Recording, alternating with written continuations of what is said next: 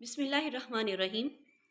हज़रत उमर फ़ारूक रज़ी अल्लाह ताला अन्हो, जो कि मुसलमानों के पहले खलीफा हज़रत अबू बकर सिद्दीक़ रज़ी अल्लाह ताला अन्हो के बाद मुसलमानों के दूसरे खलीफा बने।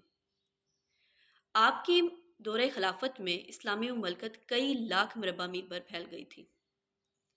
एक दिन आप मिंबर रसूल सल्लल्लाहु अलैहि वसल्लम पर खुतबा देने के लिए खड़े हुए तो एक गरीब शख्स खड़ा हुआ और उसने कहा, ए उमर, हम उस वक्त तक तुम्हारा खुतबा नहीं सुनेंगे जब तक तुम ये ना बता दो कि ये जो कपड़ा तुमने पहना हुआ है ये ज़्यादा क्यों है, क्योंकि बैतुल माल से जो कपड़ा मिला था वो तो बहुत कम था।